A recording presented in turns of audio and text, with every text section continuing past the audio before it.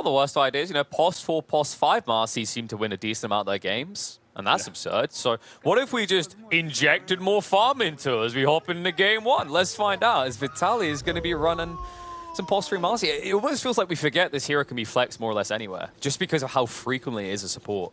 So curious to see what the type of build is going to be, what kind of impact he can have. And it is going to be a hard lineup to fight into, though. Like, if you look at BetBoom's lineup, they have the ability to split push, but also group as 5 very early on. Again, yeah, this lineup is a all-in win early strategy. It really is.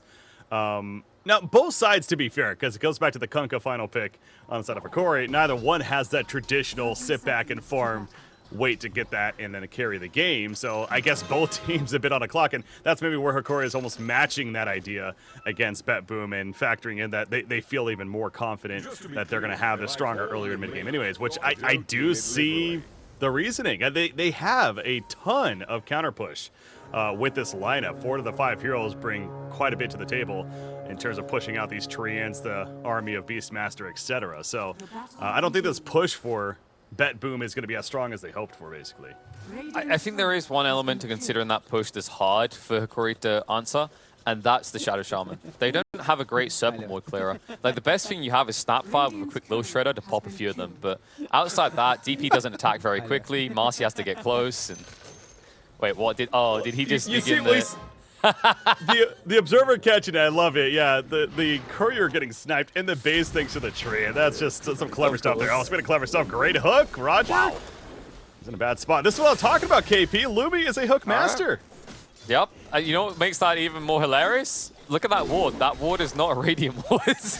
That was just Theo walking around the side, instantly giving vision, and no hesitation from Lumiere to connect on an easy kill. And by the way, this will be an easy kill. Look at the movement speed on Shadow Shaman. 285. It's so difficult to dodge these hooks. Yeah, and he's not afraid to throw them out and very accurate at that. So you already see he's kind of positioning himself to maybe go for another one. So Roger going to have to be on his toes and ready for those hooks to be flying in. So we got our triple lane view. 3 lanes for the 2 eyes on everyone. Yeah. I just want to like quickly round out that whole idea of like the scalability on both sides, though. I think BetBoom's is deceptive in that you're like, this shouldn't necessarily scale that well late, but between the potency of split push everywhere and the way that heroes like Nature's Prophet can come into the late game, I think they do hold on. Because when you look at Hokori, they don't have a traditional carry. They don't have your Morphling or your Faceless Void, something that just dominates the late game. Pudge is definitely strong, but he has the similar issue that you could argue someone like Nature's Prophet does, where he really wants to take control of the game around 25, 30 minutes. And there's those hooks coming in again, and the stun follow-up is a beaut. Roger just feels like he's going to be exposed weak point on this bot lane. To be fair, yesterday when we saw it, he was partnered with the Crystal Maiden, and so it was freezing the target, and then he would just get an easy hook as a result. Now, don't get me wrong, he also landed some hooks without it, but Snapfire not necessarily providing that stun as guaranteed, at least. Yeah, that's a kill at the top lane, actually, with Marcy going down. How about that? Marcy not a hero you see going down often early on the laning phase, but gets killed there. That's a core Marcy, remember. You got to remind yourself of that.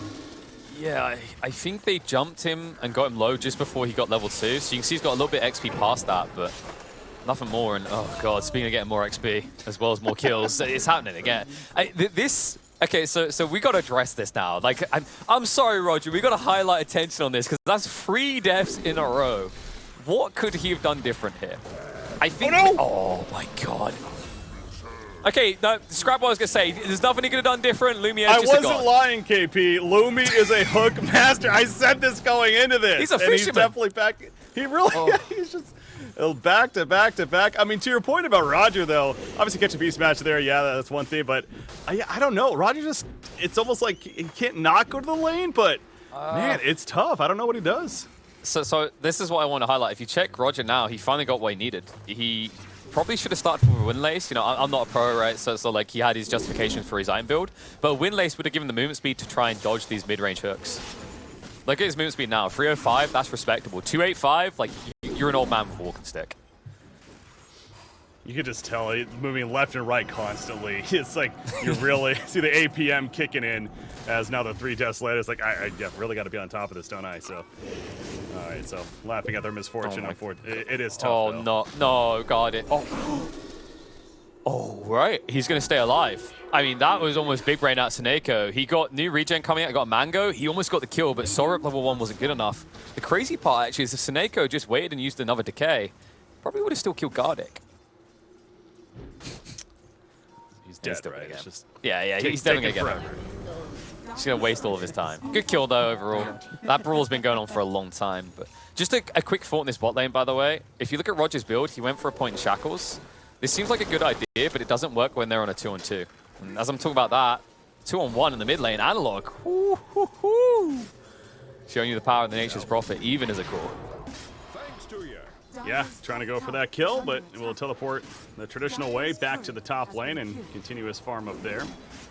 You know, something I wanted to kind of readdress as you were discussing before all these hooks started coming out. Speaking of hooks, by the way, we're going to see another one. I mean, this is by himself. Lord. He's going to get a solo kill on the Beastmaster. His snap bars be locked down, Roger is.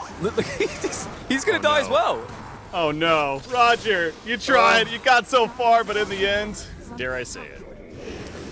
Nothing matters for him anymore. He's numb to it all, numb to the core. Meanwhile, the mid lane was an absolute bloodbath as well. Analog. Oh! Lal almost gets the kill, lives on 4 HP. Both of them tempting fate here. But Lal coming out ahead because of the fact that he's going to get a TP in. Sharma finds some use there. And Kunkka's just making the walk of shame. All right, so about what I was going to say. I mean, they don't want to stop.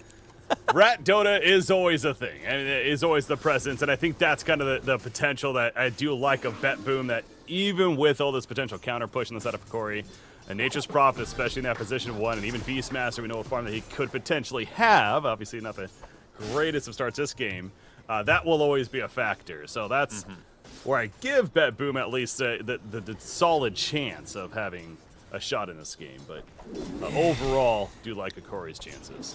Yeah, it's a tough one because usually you look at BetBoom's lineup, you go, okay, they don't really need that much gold to do things, right? Like take towers, so they can get gold back that way. They have decent spells to go and get objectives. Problem is, Hokori have decent spells as well to do things. Pudge, Kunkka, Death Prophet. These heroes don't necessarily need items to kill. Their skills alone are designed to find kills early on in the game. So what is about Analog as well, and again, looking forward to the Analog versus Laurel matchup mid, as I was talking about, and right now Analog is winning that 34-4 against 29-3, so not dominating, but slight advantage for the Kunkka. Yeah, you'd expect this as well. It's just the easy harassment of the Tidebringer, and then you can always torrent to interrupt. But it looks like there's going to be a fight bot. Pangolier rotating in. Lumiere, a little bit ambitious this time. Dove the tower, used the dismember. And after building a healthy lead here, now begins to feed it back. That's big. Yeah, Laurel, he will love that, especially as we're just talking about. He's slightly behind in that mid lane, maybe not so much anymore. Big kill. And he catches up a little bit closer to the Kunkka when it comes to that net worth, thanks to that kill happening. Back to the mid lane, so making great use of that Rolling Thunder. Yeah, not really a kill you'd expect to happen, but you're seeing what comes with this type of confidence is your typical Pudge, like, man, I'm doing it all, I'm baller, watch these hooks. All of a sudden, you find yourself diving a tier 1 tower, and it's kind of that pause moment in the film where it's like, you're probably wondering how I got here. And the grim reality is that overconfidence is a slow and insipidous killer. Oh, Analog. Up here, so he's smoked in for this, actually. He's going to go for the kill on Undying. Ship is out. Here's Marcy assisting, and they'll make it happen together. So free kill for Analog in the end. It's the support Undying, not the biggest in the world, but hey, it's a free kill. Okay. That might be a free kill. Nice save there, though. Dahak arrives just in time, and Roger now finding some value out there, Shaman.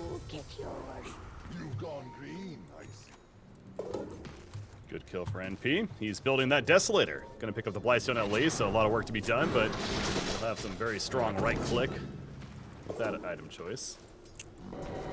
I do like the Shaman start to rotate, though. He's finally getting value. I think that bot lane was just a bait, because the issue that we never got to address is, like, you have shackles, so you're stunning yourself. Whenever you're stunning yourself, you're just setting up for a hook, right?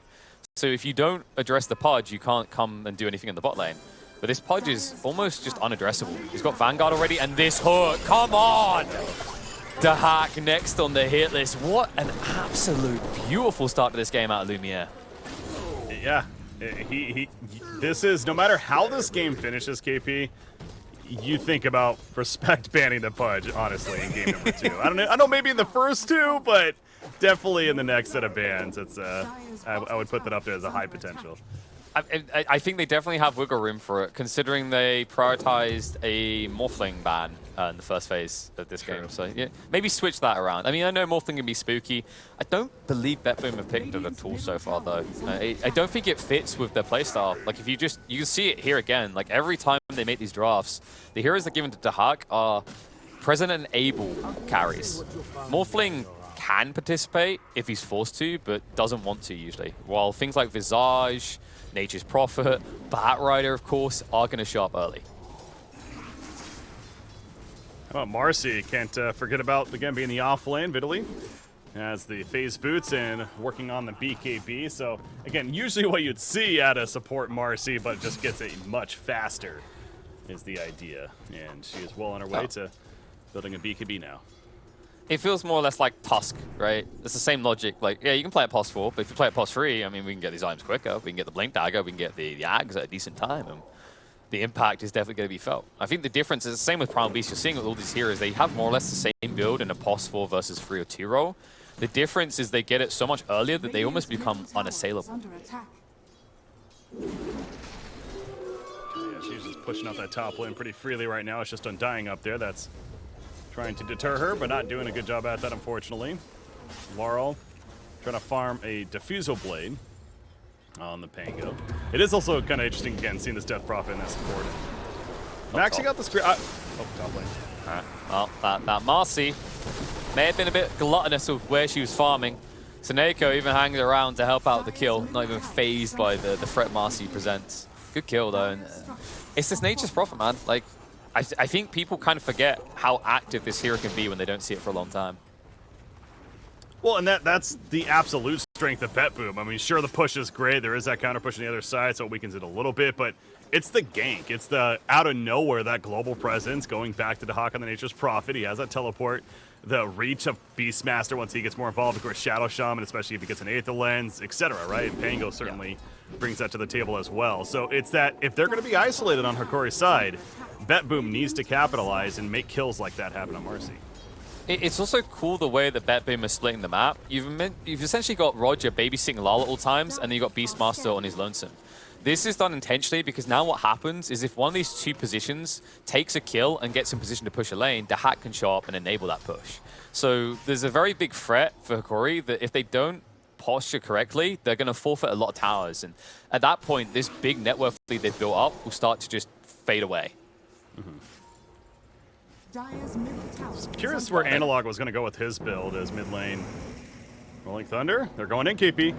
Yeah, got it. He'll find his way through the high ground. Nice little maneuver there, courtesy of the Tumbler's toy, but you can only use that once, and you get to die. Again, a support Death Prophet, but still. Oh, yeah, bottom lane. Death Prophet, or excuse me, he's one that's dead. Notice is going down here. Dismember locking him in place. Beastmaster dead. Soneko.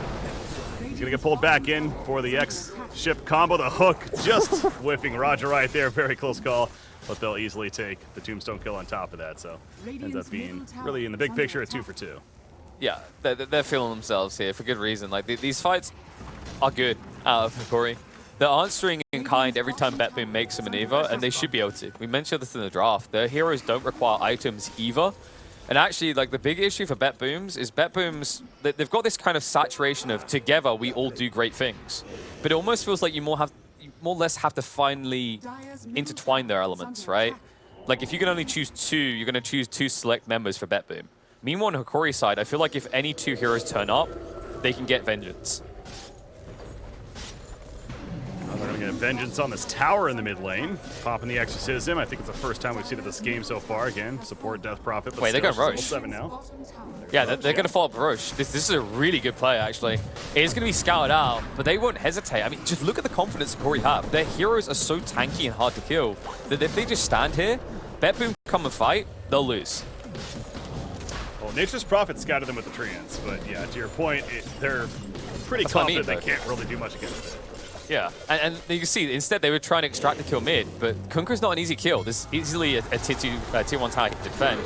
The armor makes him too tanky. Boat's just going to lay things long enough that Roche is going to be complete, and what has BetBoom really achieved in this time? They haven't got anything out of this. Yeah, they're going to end up giving up a tombstone kill as well, so that's some free bounty going the way of Analog, or I suppose Snapfire ends up getting it there, but either way, net worth for the team. They get the Aegis on Pudge. And yeah, that very smart decision to your point there, exactly. The reaction from Hokori was great, not only with the tower kill, but take that support Death Prophet's Exorcism into the Roshan fitting to the kill. Bottom lane though, Analog, he might be in some trouble, has an immediate TP from Death Prophet so far. The wards are down from Shadow Shaman. Dahak comes in as well, but not in the greatest spot to make this kill happen. And Laurel, oh no, he's stuck! That's an awkward spot to be in. And now the chase is, oh! How did that not connect?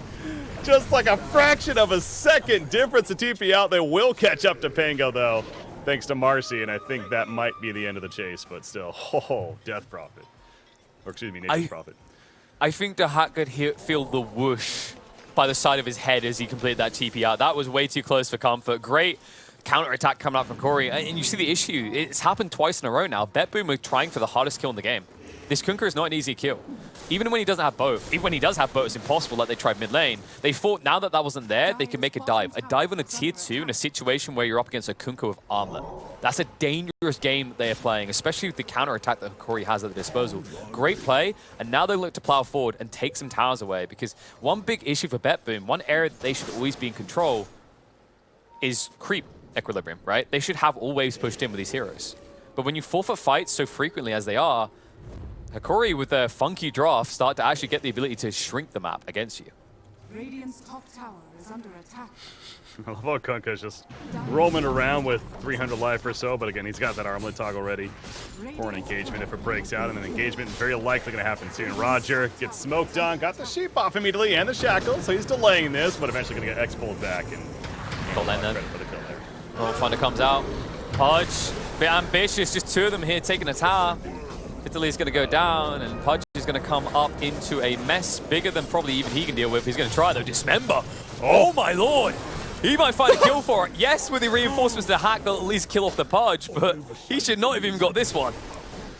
Raid boss status right there. He almost hooked the Pango as well, but Pango, whether or not it was on purpose, perhaps it was, but he was protecting himself with the creeps. If those creeps aren't there, he hooks Pango, and likely another kill happens, but yeah, that gives you an idea. I mean, it's a huge kill for BetBoom, but how tanky and how difficult this Pudge is going to be to deal with, because that essentially, I know it was technically 2 there in the beginning, but yeah, you got to have the firepower. You got to have isolation. It goes back to that point, and they were spread out on Hokori's side. And that's something that the hack exploits really well. They're going to do it again. Rotates towards top. Roger gets the lockdown on the Kunkka. Sant's going to come out. Boat is going to be thrown out as well. Exorcism also committed. Dahak now needs to get out of dodge, but he TP'd up here. It's not easy to leave. Not with Guardic on your tail, but he's going to try with the TP out. Torrent, a little bit too late.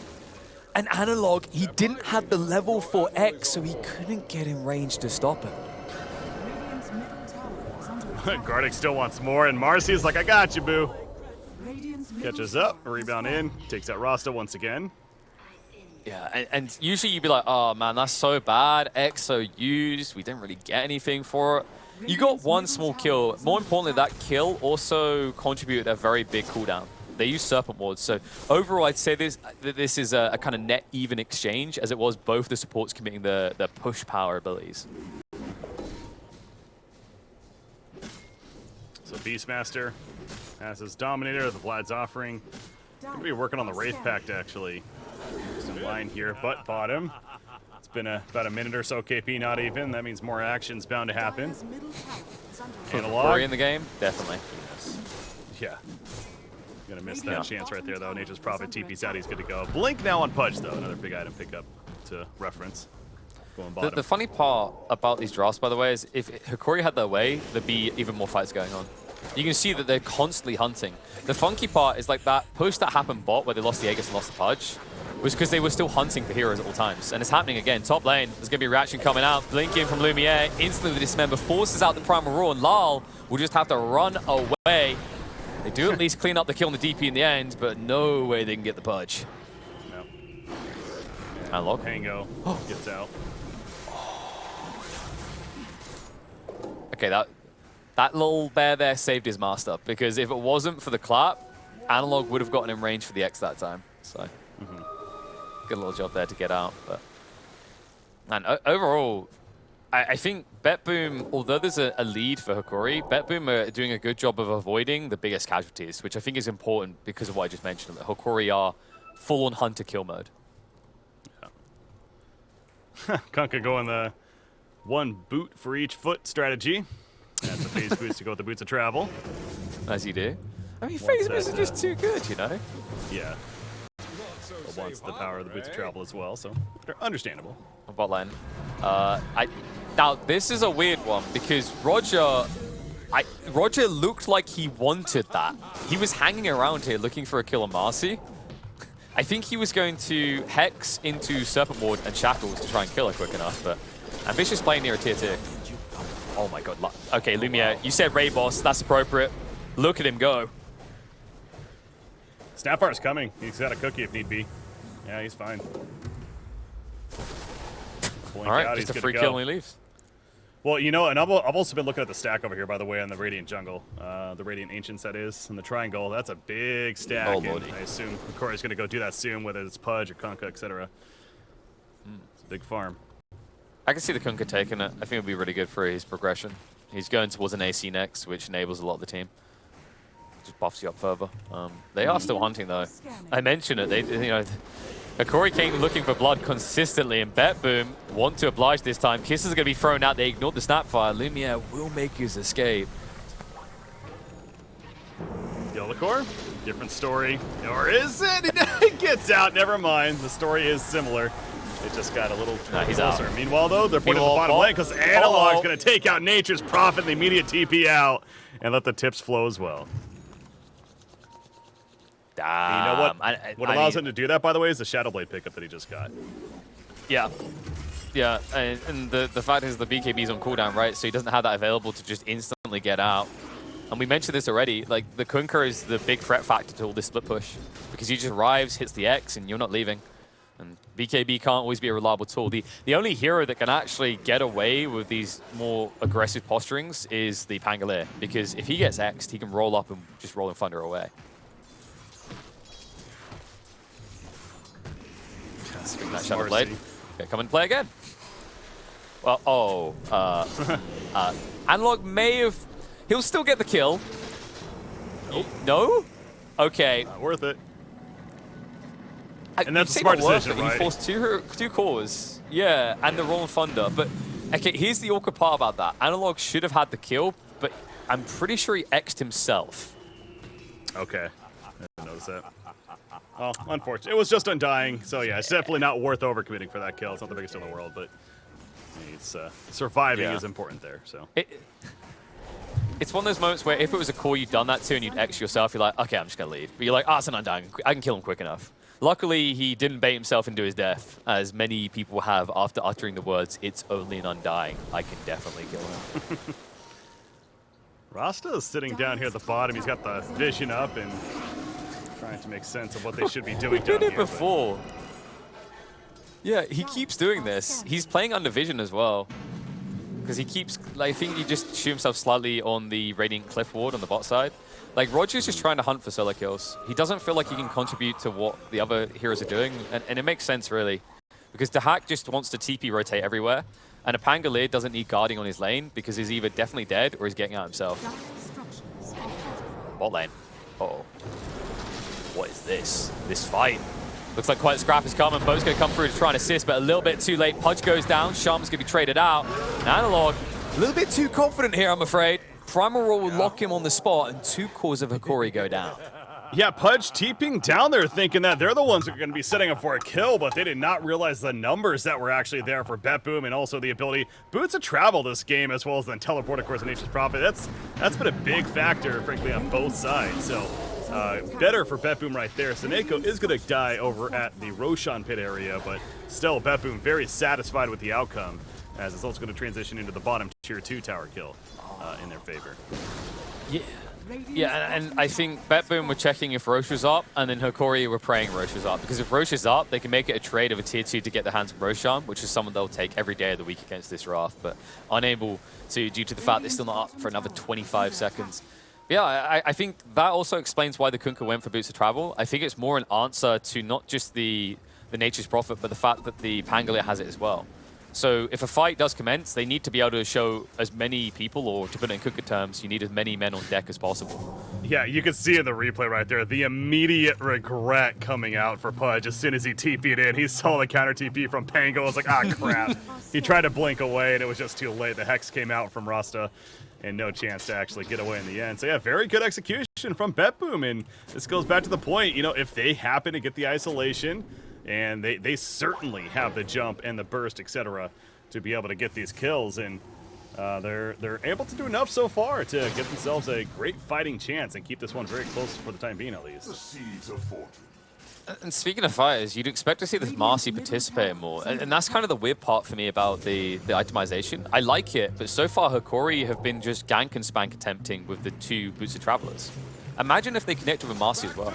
I think that's the next goal, and I imagine Hokori's identified this, is like right now, we're not bringing our full firepower to a fight. We're just bringing the Boots of Travelers. So let's get our hands on Roche, let's probably prop that Aegis onto Vitaly, and let's play around the Marcy. Interesting. So you think Marcy, but oh, they're not committing. No, they're paranoid, because everyone just went missing. Like, if you check their vision, they don't see a single die here right now. So instead, they're going to try to make sure that they're safe to go back in by finding a kill on Pango if they can.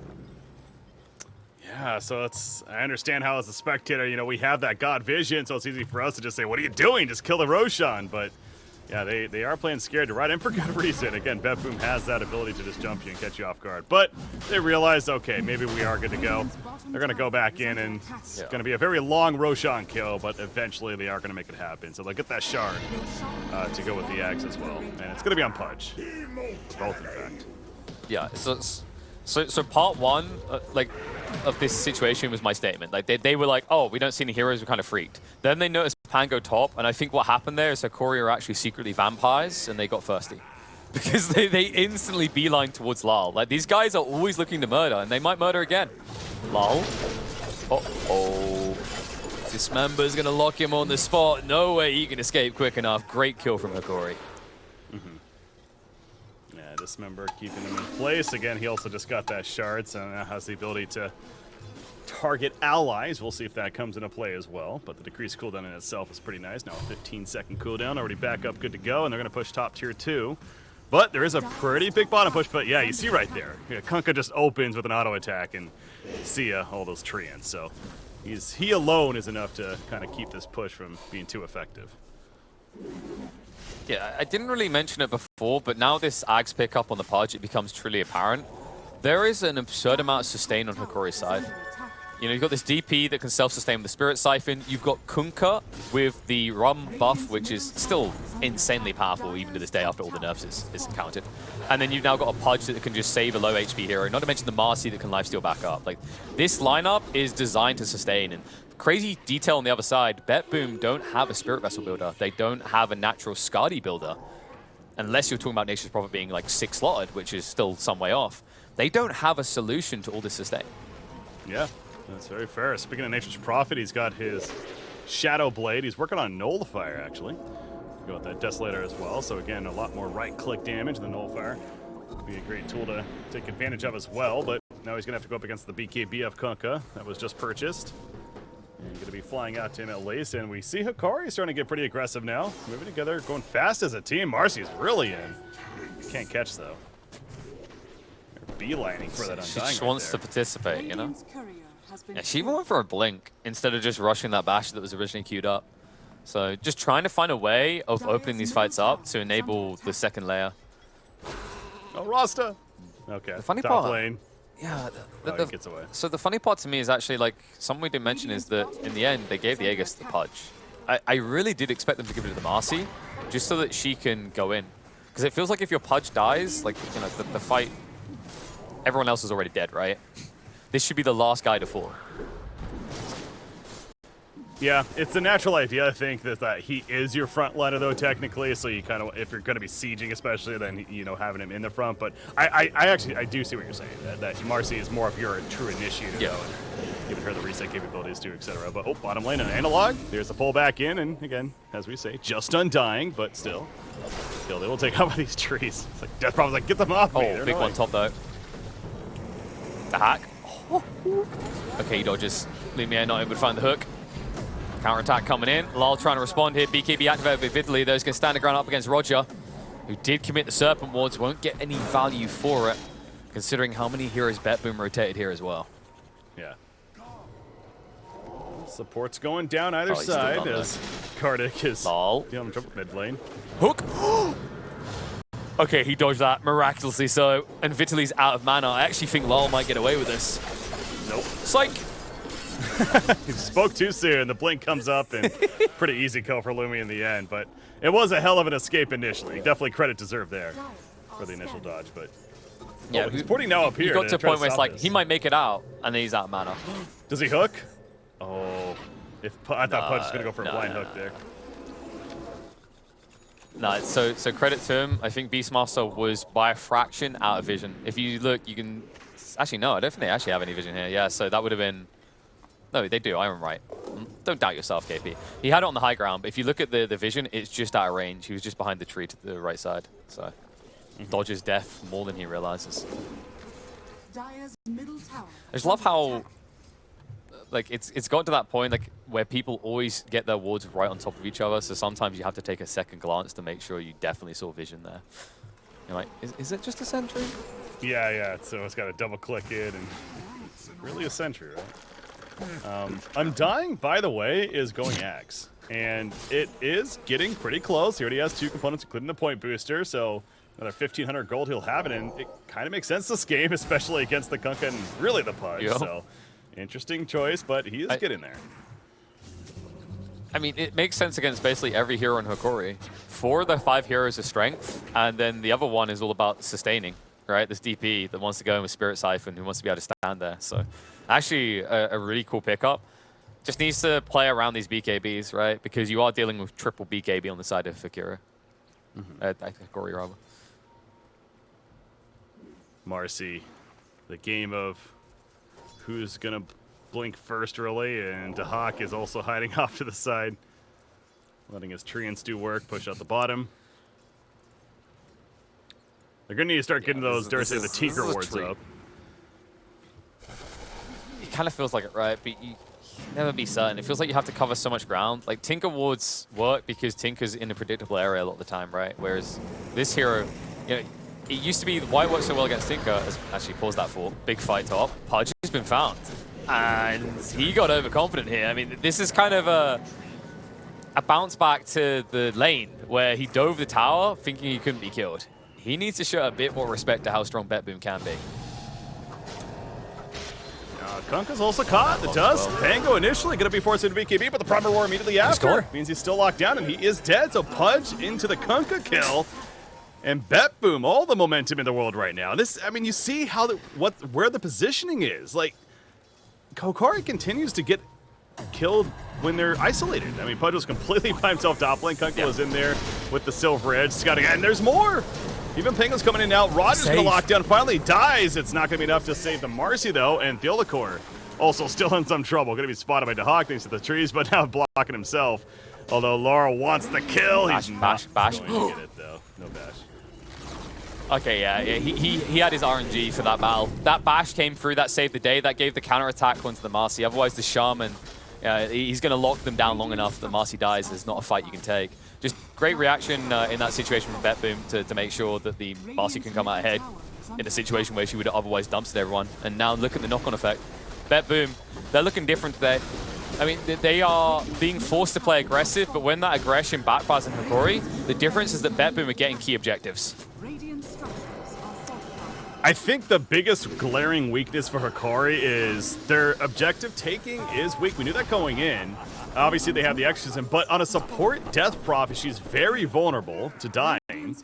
And you can't just rely on her sitting up there in the front like you could maybe if it was a mid-death prophet and having the exorcism taking away the damage. So I'm sitting here thinking to myself, like, why aren't they just grouping up and pushing? Because the reason that they're losing these couple of deaths here and there and allowing BetBoom to climb back into this game is because they keep getting isolated and they die that way. So, but I feel like that's probably the one thing that makes sense. That's why Hokori is not confident grouping up together. Yeah, I think what we're seeing here is a mismatch of playstyles to the disadvantage of Hokori. Because BetBoom, like what we've usually seen is they reach this stage where the enemy team formulates a 5-man play that they kind of get overwhelmed by, right? They reach their peak, they can't do anything. In this game, though, the issue with Hokori is they started off looking for blood, you know, blood everywhere as much as possible. But then they reached a stage where they were like, okay, this isn't winning us the game, though. We need to go get objectives, and they started split pushing. And BetBoom took full advantage of that because they forced that originally with this lineup, with the Nature's Prophet, with the Beastmaster. There was always going to come this inevitable point where Hokori had to split up to address lanes. And BetBoom had done a phenomenal job of exploiting that. Yeah, they're going to 4-player smoke at the top lane. They see Rasta up here, and they're going to get the support kill. So again, in the case of a smoke play leading into a support kill, yeah, they're going to TP back to base because they need to. That's what's down here. Yeah, that's the tough part. Right, either you get this kill, it's like, great, but now what do we do with this kill? Well, you lose heroes who got left behind. Good look, cool. No easy way out of this. 4-staff won't work, Curse to the Nullifier. So Dahak will find the kill, and the kiss is coming out. A counterattack now. Vitali trying to deal with Dahak. Dahak, one hit would get him, and it's good enough. The Basher secures the kill. Boat follow-up coming out into Seneko. They whiff the timing, and now the wrong and fun counter-attack is going to be there. Primal Roar pushing the Marcy to the side, which is a little bit of a misplay there because they actually could have got the Marcy instead, who didn't have the magic immunity. Analog will look to walk away, but dusted up. There is no hope in hell he'll get away quick enough. Absolutely not. But Lumi, he's pissed Wait, off. what? It's by himself, and he's going in for the kill on Alara. At least he makes it happen, but a walk-off for him now. Well, he's guts noticed, hooked in. He's blocked by the trees, even undying. He's trying to with that flash golem now to Hawk. He realizes that he's the one dealing all the damage, so tries to go over there to take care of him, but it's not going to work. And Pud is out for 100. Yeah, going in there made no sense. I'm sorry, that was overconfidence at its finest right there. Buyback from Kunkka's even forced, but there's nothing on Pudge. Honestly, live together, die together. I mean, we mentioned this at the start, the Hokori are a team that like to fight, whether it's to their detriment or their advantage, and they're living true to that. You know, live by the sword, die by the sword. I agree that Pudge going in doesn't make much sense. I don't think you get good value out of it in return, and now you just give over a free Roche. On top of that, the Kunkka gets forced to buyback. And that's important now because that's a win condition. If Kunkka dies, where's your sustain? We mentioned this idea that Hokori are impossible to kill because they've got the Dismember saves and how tanky Pudge is himself. They've got the run buff. Well, now, if the Kunkka gets eliminated at the start of the fights, you're missing a lot of your damage mitigation. I don't think you can hold at that stage. And the crazy part is the Kunkka buys back because mid is pushing in, and they don't want this to be Roche into base. But if the Pudge didn't go in top, he could have de-pushed the mid lane while the enemy team was Roshing anyway. And now you have the Silver Edge pickup from Nature's Prophet, so obviously a great tool to have just for multiple reasons. The break, let alone just the damage assistance there. And he's looking pretty good himself. So yeah, now, you know, I feel like I don't want to say it, but hey, it is what it is. Again, this is where we talk about with BetBoom, though. They have the lead in this game. But history, as of don't say that word. Don't say that word. They got the lead, and now let's hold on. That's all I'll say. La la la la la, I can't hear you. Don't do it to him again, Breaky. Primal jump in on the Marcy. She's just gone. Good start this fight. Primal coming out again. Now this time on the Pudge to control them up. Both did come through, so they've got the damage mitigation. But poor little Snapfire was not a participant in that factor on the side, but the blink away just in time won't be good enough, as Lal will still hunt for the kill. Dahak gets rid of Gardic. And Hokori, with only 2 left on the team, are on the high ground, and one of those 2 does not have buyback, so they are in dire straits. Yeah. It was pretty good away from the Snapfire with the blink initially, but it didn't matter when it was all said and done. I mean, you got Pudge, you got Kunkka, 2 heroes that certainly can still put up a fight here, especially now with the buyback on a Snapfire, but do they commit for defense? Even BKB getting committed by Kunkka just charging in. That had to be misclick. No, he was, so he couldn't X push the lane out without a threat of getting locked on the spot. So he done that just to get rid of the creeps, but the problem is there's a new wave coming in the mids, and also top's not far behind it, and they're just going to shift bot. So now you don't have BKB for this critical defense. Also remember this, I can't emphasize it enough because it's the most important detail of the last 10 minutes. This Kunkka does not have buyback. Doesn't want to die, so thinking back on that, yeah, it makes a lot more sense why he's playing very, very safe. Preemptively activating that BKB as he's charging in there, so. Okay. But BetBoom. So I think it's time to bring balance to the Force, Breaky. Can you tell me again about how BetBoom is winning? I ain't saying anything more. Well, I've already said my part. I've already said my part. I don't want to do anything else on that. I mean, this. So BetBoom are winning. It's they have the top really racks, good, middle great racks. dominant leads. They're up 10,000 net worth. I mean, these are things that, yes, we usually say when teams are winning. Yes. Yes. Okay, we've done our part. So if Hokori could put the money into my bank account, we'll see if the caster curse works. Oh, jeez. It feels like they need that though, right? Like they're so far behind. Two lanes are always going to be pressing in. They're unlikely to ever get roast control unless they take back-to-back good fights. And just look at the map control through vision alone that BetBoom have. They've got 2 lanes completely covered. If you come out, they'll be instantly on top of you. Yeah, and I don't want to say they're lacking damage now on Hokori's side by any means. I mean, still the burst of Kunkka's real. Marcy, we talked about what she can potentially do, especially more with Cole going for the Abyssal Blade. But it goes back to, they definitely feel like it missed their timing of kind of doing the grouping up and pushing objectives together idea, because now they are pretty far behind as far as the overall net worth is concerned, and that jump is still very strong for BetBoom. Even if they're grouped up, they can still get picked off pretty quickly. Specifically that Death Prophet, who, like I go back to, is their only really objective pusher in the first place. So the win condition for Hokori, it does feel pretty grim, and they're I guess this is where it's going to go. Yeah. They're going to need mistakes from BetBoom. I'll just put it that way. Yeah, it kind of feels like BetBoom's in a position where if they see DP uses ult and then it runs out, they could probably play without buybacks without a threat of losing the game. Now, they're not going to do that because that'd be insane, right? Like, you gotta kind of control yourself here, make sure a few heroes are able to get back in the action. But that's how lacking Hokori's true push is. You know, Kunkka is at least reaching a stage where you can kind of club down buildings at a decent rate with about 300 damage per click. But it's not as visceral as what BetBoom have. Like, there's Nature's Prophet, this Beastmaster, this Shadow Shaman. Anytime you make a mistake, and we've already seen this multiple times, it leads to a key objective for BetBoom. Seeing this over and over again. I mean, Kunkka, as we know, is great at pushing out the lanes, so constantly using that X and taking care of business. I wonder if there's going to be some sort of smoke play here in the near future. They are kind of just grouped up. Death Prophet does have one on her, if they want to go for that, but still, just for now, is I suppose at this point, if you're Hokori, you wait for the potential Roshan respawn, and then maybe look to make a smoke play, because until then, you know that BetBoom is kind of just hiding around your base. Oh, as I say that, here we go. I think BetBoom are playing with a little bit of hesitation because of maybe like day one's kind of got in their head. Because the thing is, this Kunkka's still a liability. There's still 2 minutes until he's got buyback off cooldown. So if they find him, they more or less win the game. But it seems there's that little bit of hesitation, a lack of desire to strike on a gamble here. Instead, you're seeing Hokori the one gambling as they go very deep, hunting for a target. Unable to connect, though, because pretty much all of BetBoom's team has been parked in the Radiant Ancient area.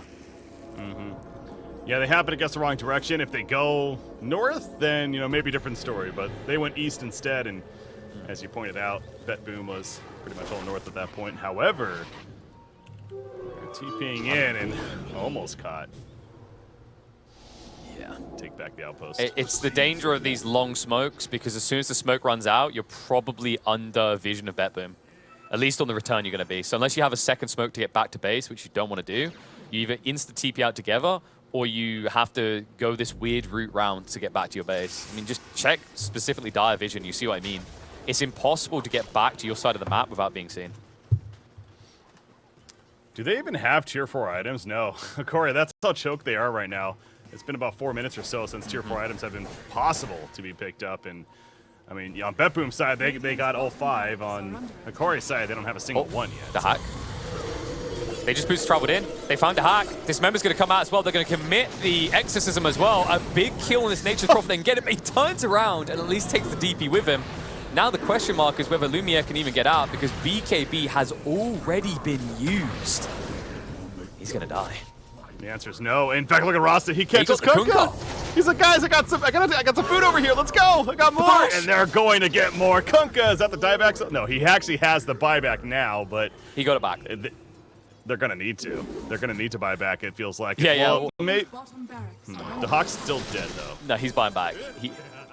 I think they have, like, they're going to have to buy back on either Pudge or Kunkka. Imagine that, like, all this time waiting, sweating it, like, oh man, I'm a liability, I haven't got buyback.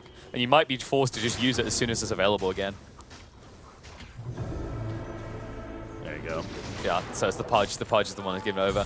And that'll be enough. BetBoom were like, okay, we'll walk away. Because, well, the Pudge is threatening when he's able to get those solo kills, but you see, he can melt pretty damn fast in these fights still. Also, Hokori continuing to play on their back foot. So Dahak, he's dead for another minute, but Roshan still has over 2 minutes remaining. So really that death, not the biggest deal. For BetBoom, just going to wait it out. And even then, it's still going to be another minute plus before Roshan will be a factor. There's a double damage rune that they clearly see as well. Looks like they're saving that for the Nature's Prophet currently. Death Prophet pushing out, doing some counter warding. They still don't have tier 4 items. Yeah. Oh, they're going to jump in. Notice BKB goes off in time. Lumiere commits to dismember though. And looks like Fatality's going to move in. Hook back to bring in Roger as well. Primal Roar is having to be committed here, but now Lyle comes in with a Roar and Thunder combo follow-up. Kisses to try and counter this out, but the damage is too high. Dahak is too strong. The buyback from the Nature's Prophet will secure a key fight, and now Kunkka, once again a liability. His buyback achieves nothing, but potentially feeding over the game. Has no choice but to run and hide, and Lyle, if he primes a single bash, he will. Kunkka is going to die. And that's just it. I mean, yeah, Hokori, they gave it a valiant effort right there. They knew that the buyback was certainly a possibility. They eventually do get it out from Dahak, but of course that's the biggest difference. He can teleport right into the good position of the fight and start assisting as soon as possible. And Hokori giving it their best effort to come back, but it wasn't to be. But BetBoom, how about that? They take their first game here at the group stages after going 0-6 yesterday. Hey, they're undefeated today so far. Congratulations to them. And again, a team that we knew, despite their record yesterday, certainly is capable of picking up some wins. And they start off strong, at least in day 2. That's good.